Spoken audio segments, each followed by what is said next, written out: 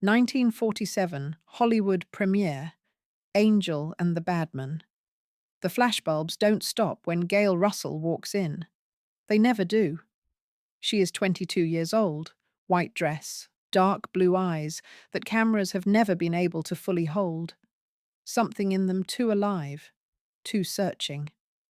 The Los Angeles Times has already called her the most hauntingly beautiful woman on the Paramount lot. John Wayne is in the room. The studio heads are in the room. She is, by every measure Hollywood understands, at the absolute top. She is laughing at something someone said. She has no idea that one man across that room has known for 3 years what is already in her dressing room, what she needs before she can speak 5 lines on camera, what he told her to use, what he watched her become. He gave her the first drink in 1944, on a Paramount soundstage. She was 19 years old and had never had one in her life. He watched it work. He said nothing that night, nothing the night after. He never said anything. By the time she was 30, he would not take her calls. If you want to understand how Hollywood built women up and then consumed them whole, and who was actually holding the match, you're in the right place. This is old money scandals. She was born Betty Gail Russell on September 21st, 1924, in Chicago, Illinois. Second child of George and Gladys Russell. Her father had been a musician. The family had known better days. By the time they moved to Los Angeles, Gail was 14, they had very little left. In one of the rare interviews she gave across her entire career, Gail Russell described what life looked like the day Paramount found her. When I was discovered for the movies, I was sleeping on the living room floor on newspapers. I went for my first interview with paint all over my face. I'd been helping paint a room at the technical school. She had been planning to become a commercial artist. She could draw. She could paint.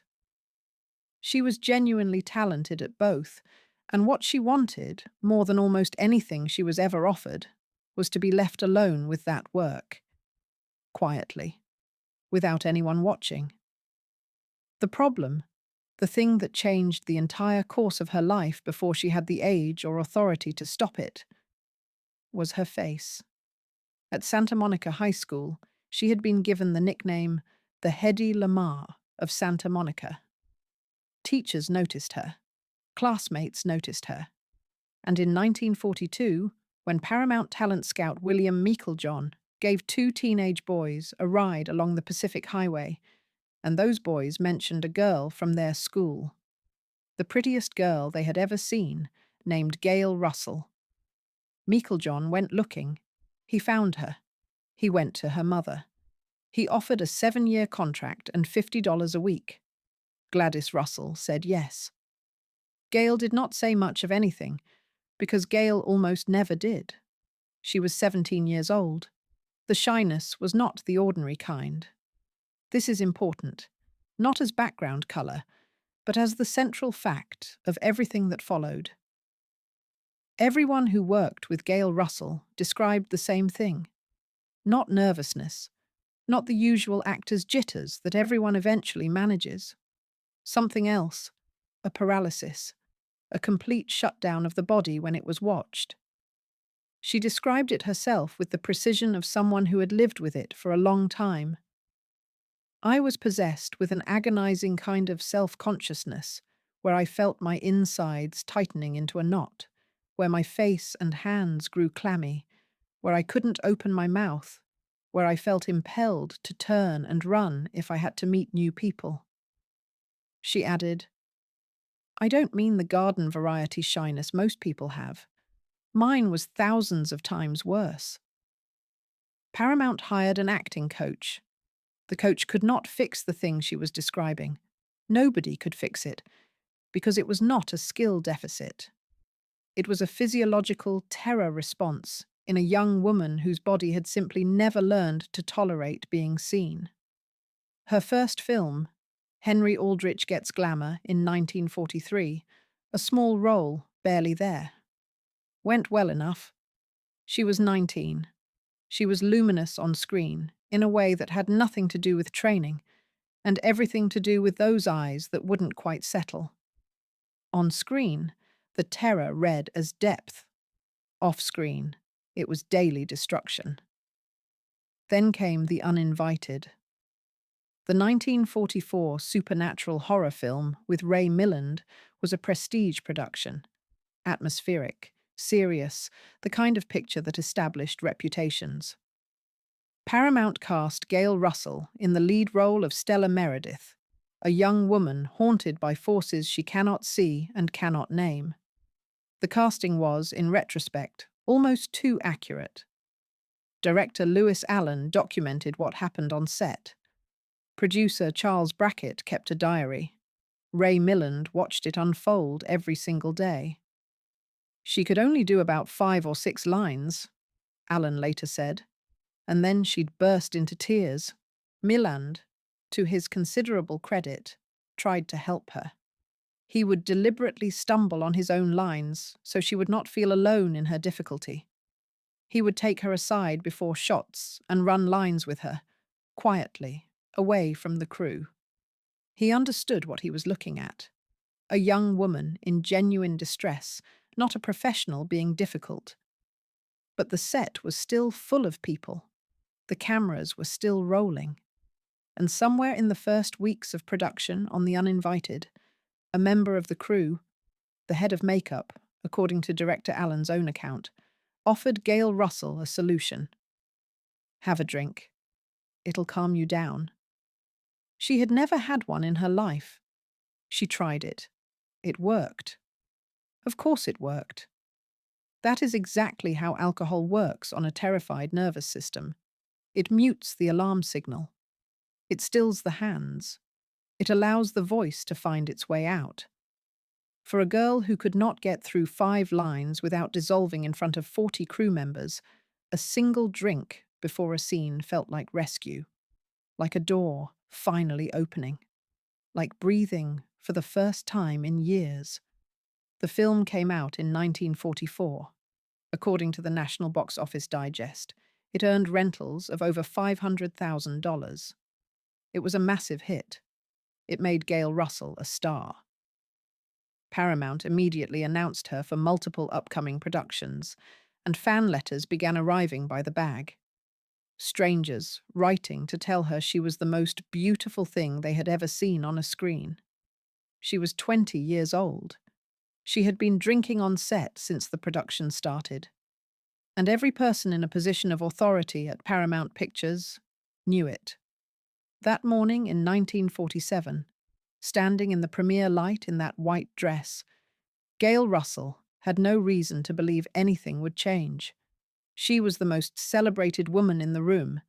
She did not know she was also the most unprotected. I have read accounts of this part of Gail Russell's story from 4 different sources. Every single one of them handles the same question the same way, carefully, briefly, and then they move on as quickly as possible.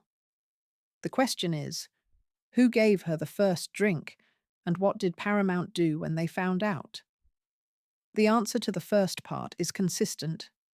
According to director Lewis Allen, it was the head of makeup on The Uninvited, a man whose job was to prepare her face for the camera. Not a doctor, not a therapist, not anyone with a single qualification to intervene in what was clearly a significant anxiety disorder in a teenage girl. A makeup artist told a 19-year-old who had never touched alcohol in her life to start drinking before scenes. And it is the second part, what Paramount did, that the sources move past so quickly. What Paramount did was close her sets. That is the documented response. When word spread on the lot that Gail Russell was drinking to get through filming, the studio's decision was to keep the press away. Not to get her help, not to speak with a doctor, not to acknowledge to anyone that one of their contracted employees, a teenager in their care, had developed an alcohol dependency on one of their productions. The word around town, according to published accounts, was that her sets were closed Because she was difficult. Difficult. They made 7 films with her after The Uninvited. 7 films across 6 years, while a young woman who had arrived at their studio sober and frightened was kept functioning, kept filming, kept profitable. By the bottle she now kept in her dressing room. By 1945, she was reportedly drinking during scene breaks. By the late 1940s, every director she worked with knew. Every co-star knew.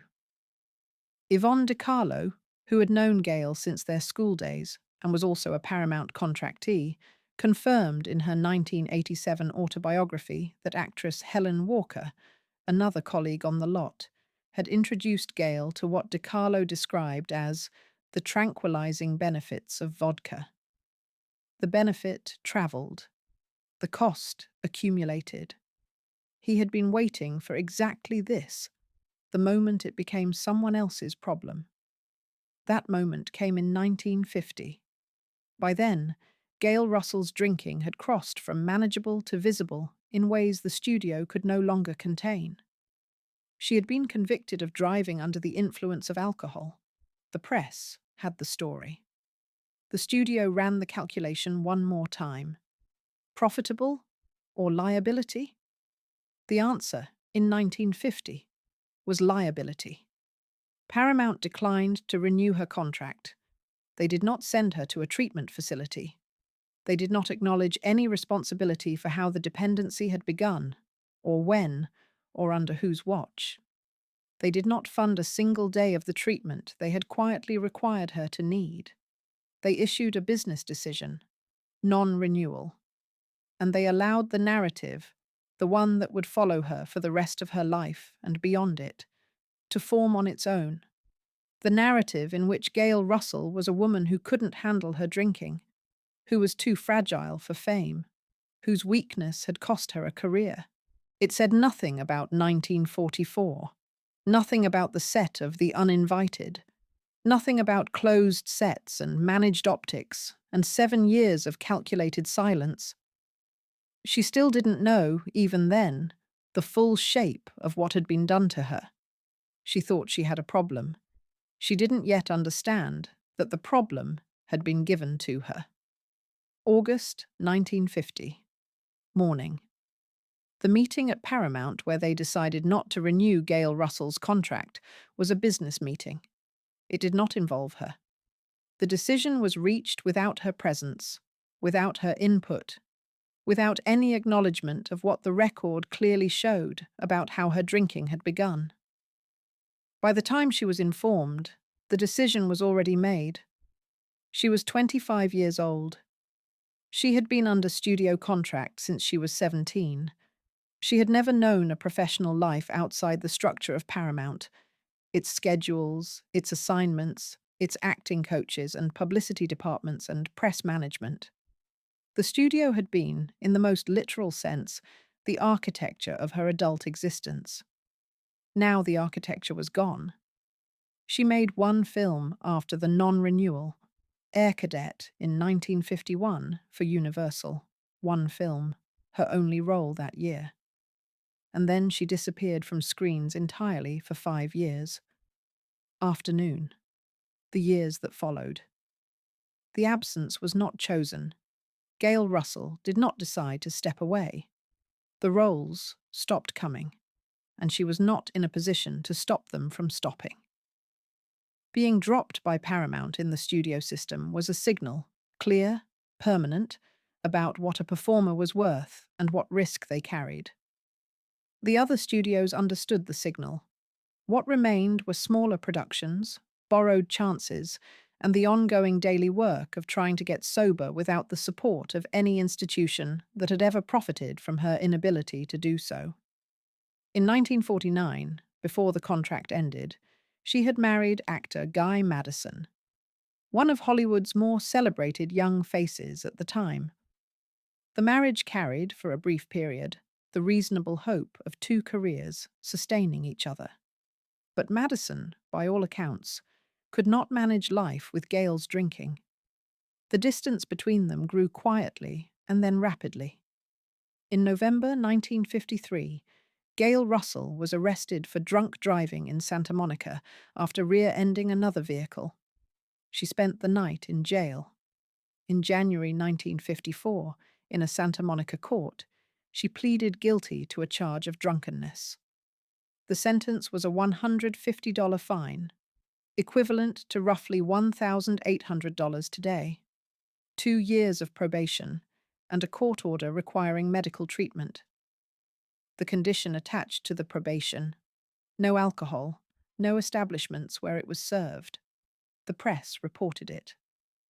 Every paper that had once printed her premiere photographs now printed her courthouse exit. By evening, a name on a courthouse docket instead of a marquee. That same year, during John Wayne's very public divorce proceedings from his second wife, Chutta Wayne alleged in court that Wayne and Russell had spent the night together during Angel and the Badman in 1947. Wayne denied it. Gail denied it. No evidence has confirmed it. But the allegation was made in court, which meant it could be reported, and it was reported extensively, alongside Gail's own drunk driving arrest, which had occurred just 2 weeks after the Wayne trial concluded. The connection made by the press was immediate. She had been the girl with sad eyes and a quiet voice, the gentle Quaker woman in Angel and the Badman. The actress critics had compared to Hedy Lamarr. None of that framework survived the courthouse photographs. The marriage to Madison ended in 1954. She cited mental cruelty. Multiple accounts confirm the real reason. He could no longer live with what the drinking had become. She was 30 years old. Midnight. The final door she didn't know had closed. In September 1955, John Wayne did what almost no one else in Hollywood would do. He gave her work. Under his own production company, he cast her in 7 Men from Now alongside Randolph Scott. He had believed in her since Angel and the Badman. He had lent her money. He had defended her. He cast her in the film, and for a moment, the door cracked open again. She filmed it. She was professional. She showed up, and she did the scenes. In one moment, when a director wanted her character to look like she had actually fallen in the mud, Gail Russell quietly waved the crew aside and took a nosedive face first into the slush. She got up. She kept going. Other offers began to come in. In April 1960, she told an interviewer, "I guess there are still a lot of doubts about me, and this is one of the reasons why I want to get back, to prove to people I can do a picture." On July 5th, 1957, in the early morning hours, Gail Russell drove her car into the front of Jan's restaurant on Beverly Boulevard. A night porter was seriously injured. She failed every sobriety test. "I had 2 drinks. No, 4. Oh, I don't know how many. It's nobody's business," she told the arresting officer. Felony drunk driving charges, a $420 fine, 3 years probation. On August 21st, 1957, deputies arrived at her home to arrest her for failing to appear in court on the felony charge. Her mother answered the door. "Gail's on the bathroom floor." They found her unconscious. She was taken to the prison ward of Los Angeles General Hospital. By midnight, the door that Wayne had opened was closing. By morning, it was shut. She still didn't know yet that there would not be another one. There were 4 moments, not one collapse. 4. Each arriving from a different direction, each requiring a different kind of strength to survive. The cruelty of it was the spacing. The cruelty was that by the time she was bracing against one, the next was already in motion. The first betrayal did not announce itself. It had been happening since 1944. Director Lewis Allen knew by the first week of The Uninvited what Gail Russell was using to get through the day. Producer Charles Brackett had it in his diary. Ray Milland, who was kind to her, and tried to help her in the ways available to a co-star, still completed the film and moved on to the next one. Every crew member on every closed set knew. Every director who worked with her across the mid to late 1940s knew. And not one of them, not one person with access to Paramount's executives, not one person in a position to say this needs to stop, stood up in the middle of a production meeting and said, "This young woman needs real help, and we are responsible for getting it to her." What they said instead was, "Close the set. Keep her away from the press. She's difficult." The silence of the people who were there was the first and longest betrayal. It lasted 6 years.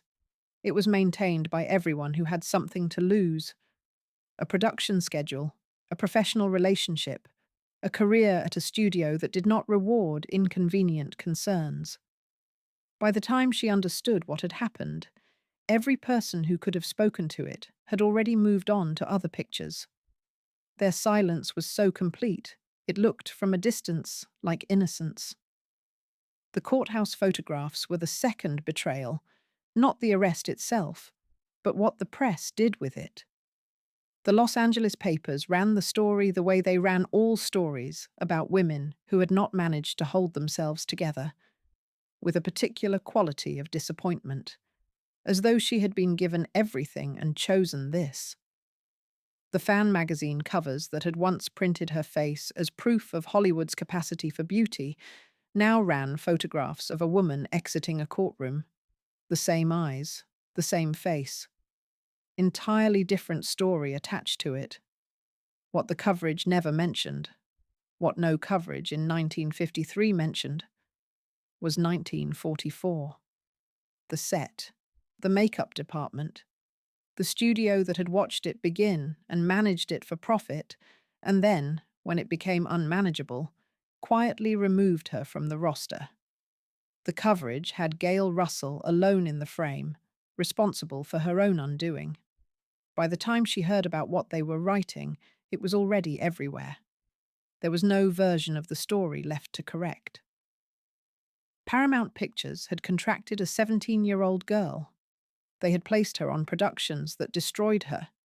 They had employed the people who gave her the first drink. They had known, for 6 years, what was happening on their closed sets. They had renewed her contracts while she was drinking through filming. They had managed the press to protect themselves, not her. And when they dropped her contract in 1950, the institution issued no statement of responsibility, funded no treatment, acknowledged no role in what the set of The Uninvited had begun. The lawyers handled the paperwork. The publicists managed the silence. And the studio moved forward to its next contracted star. There was no moment of reckoning, no internal review, no quiet letter to her mother, nothing. The institution that had built Gail Russell took its name off the story in 1950 and left her to carry it alone. The invitation was not rescinded. It simply never arrived again. That is how institutions abandon people. Not with confrontation, but with paperwork and a door that stops opening. After the 1957 incident, after the hospital, after the arrest and the felony charge and the news coverage, the offers that had started coming in after 7 Men from Now slowed and then stopped. Not dramatically. There was no announcement. No studio executive called to say the door was closed. It simply stopped opening. The roles that came after 1957 were smaller, lower budget, from studios with less to lose. The last was The Silent Call in early 1961, a small production. By accounts, Gail Russell looked far older than her 36 years. The camera, which had once made the terror in her eyes red as depth, now showed only what was left. It was her last film. The door didn't slam. It just quietly, permanently stopped moving. Nobody called to tell her. Nobody came. Do not make the mistake of reading what came next as surrender. The record of Gail Russell's final decade is not the record of a woman giving up. It is the record of a woman fighting an addiction that had been installed in her body before she had either the knowledge or the authority to refuse it. Fighting with whatever she had against an opponent she did not choose, without the support of a single institution that had profited from her losing. She tried. After the 1953 arrest, she spent weeks in a sanitarium, the first of multiple hospitalizations. She came out and tried to meet the terms of her probation. No alcohol, no nightclubs, medical treatment.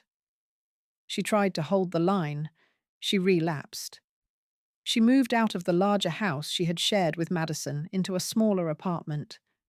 She started painting again, the work she had loved before any of this, the quiet work her hands had always known. She changed the name on her mailbox to Mrs. Robert Mosley, Guy Madison's legal name, as though she needed to disappear inside a borrowed identity, as though being Gail Russell had become something the world would not allow her to survive quietly. She took the role Wayne offered in 1956. She filmed it. On the Seven Men from Now set, accounts describe her as cooperative and willing. Not a woman falling apart, but a woman working hard to prove she was still there. The mud scene, the unannounced nosedive, the getting up. She got up. After the 1957 hospitalization, she was released. She tried again. In 1960, she made the silent call. She showed up. She filmed it. She told a reporter that she wanted to prove she could still do a picture. She called people. She reached out in the quiet way that had always been her way. She tried to maintain the connections that remained. Her mother, a few old friends, neighbors who would later describe her as someone who genuinely wanted to stop, who had not given up wanting to stop, even at the end. She spoke to her mother often. Gladys Russell had been there through all of it, on the sets when Gail wept, outside the courthouse, at the hospital. She was the one the police found in 1957 when they came to the apartment. She had stayed through every part of it. She had not left. But Gladys Russell was not a treatment center.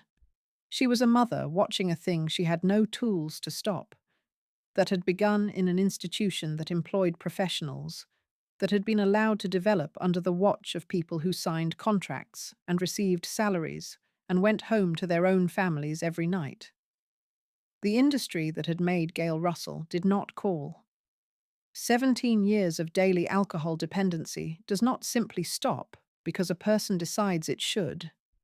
The body that has organized itself around a substance for 17 years, from the age of 19, when the nervous system is still forming, does not respond to willpower the way willpower is supposed to work. She was fighting something physiological with determination alone, in an apartment under a name that wasn't hers, without the medical support that might have given her a different outcome. She kept the paintings on the walls. She kept trying.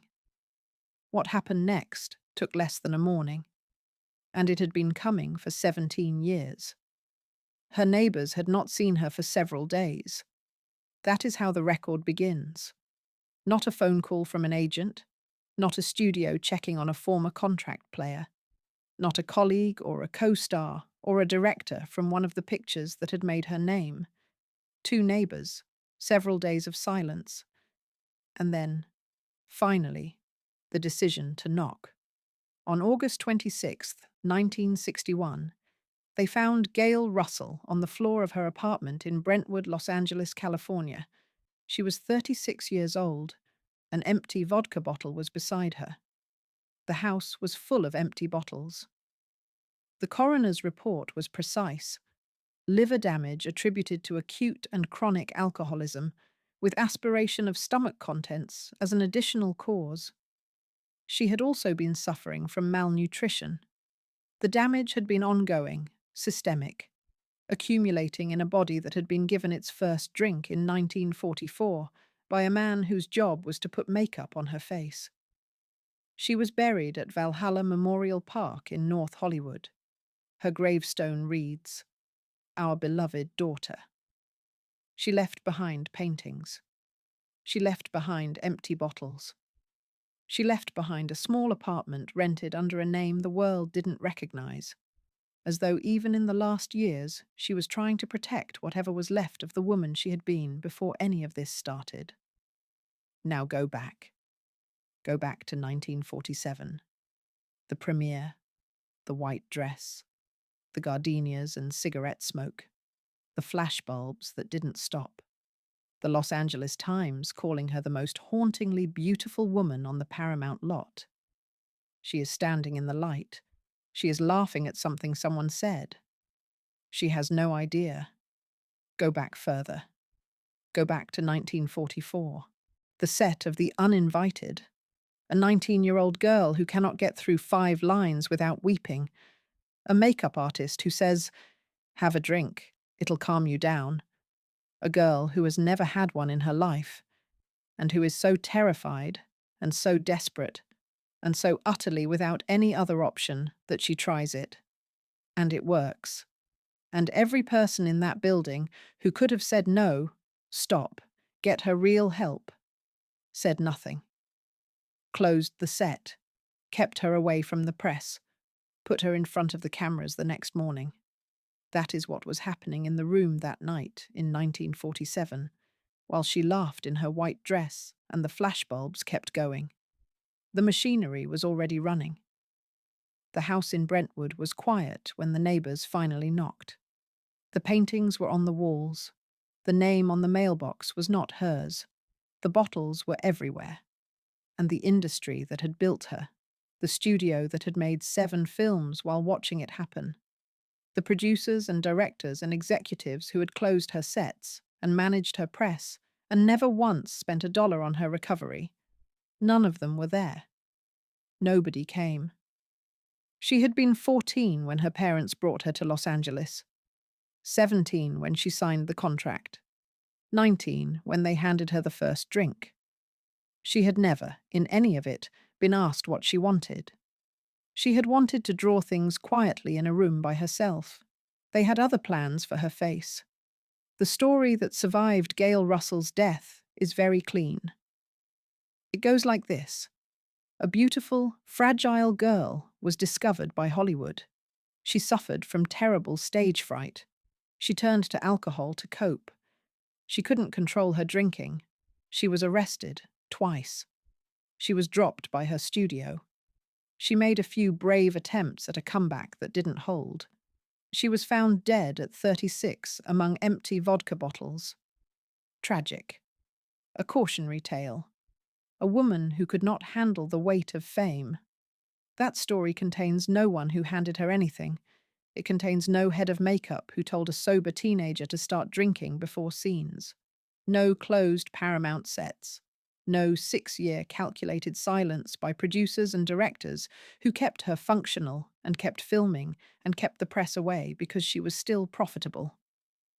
No decision made in a Paramount meeting room, without her, about her, that separated a woman from the only life structure she had known since she was 17. No studio that watched the dependency develop from the inside and, when it became visible enough to damage the brand, simply removed her name from the contract roster. The official story contains Gail Russell, alone, as the author of her own ending. This is the version that survived. You will find it in most reference books. The trade papers repeated it, the fan magazines repeated it, the entertainment columns repeated it. A sad story about a sad woman. Tragic, but self-contained. What actually happened is also documented. If you read long enough and far enough, and between the lines of accounts written by people who were there and chose their words very carefully. Lewis Allen, the director of The Uninvited, confirmed in later interviews what had happened on his set and when. Charles Brackett's production diary recorded the difficulties. Yvonne De Carlo's 1987 autobiography named Helen Walker and described what Walker had introduced Gail to and when. The pattern of closed sets and managed press is confirmed. The non-renewal without treatment is confirmed. The sequence of events from 1944 forward, the first drink, the dependency, the studio's deliberate silence, the departure, all of it is there, in writing, if anyone wanted to look. It has always been there. Hollywood chose not to read it. The industry prefers the version in which the woman was weak, because the alternative version requires asking what the industry did, and that question, followed honestly, leads somewhere the industry has never been willing to go. In 1960, the Hollywood Walk of Fame gave Gail Russell a star. She was 35 years old. She was still trying to work, still filming The Silent Call, still telling reporters she wanted to prove she could do a picture. Her star is at 6933 Hollywood Boulevard. It is still there. You can walk to it today. She died 13 months after receiving it. Jane Fonda would later say that she modelled her Oscar-nominated role in the 1986 film The Morning After on the life of Gail Russell, a woman drinking herself to destruction in an industry that had, in its own way, made her that way. Fonda understood something the official account preferred not to say directly. The character Fonda played was not weak. She was someone who had been put in an impossible position and had survived it as long as she could. Fan letters still arrive, decades later, mostly about the uninvited and Angel and the bad man. People who saw something in those dark blue eyes that they cannot fully name. Something too alive, too searching. Something that reads, "Now that you know the complete story," like a woman working extremely hard not to let anyone see how frightened she still was. She had been frightened since she was a child. She had described the fear herself with surgical precision, the knotted insides, the clammy hands, the compulsion to run. She had carried it from Chicago to Los Angeles, from a living room floor to a Paramount stage, from a 17-year-old's signature on a contract to the set of The Uninvited, where a man in a makeup chair told her how to make it stop. And when they found something that made the fear go quiet, even temporarily, even at a cost she could not yet understand, they did not help her find a better answer.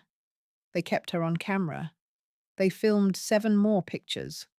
They closed the sets. They managed the press.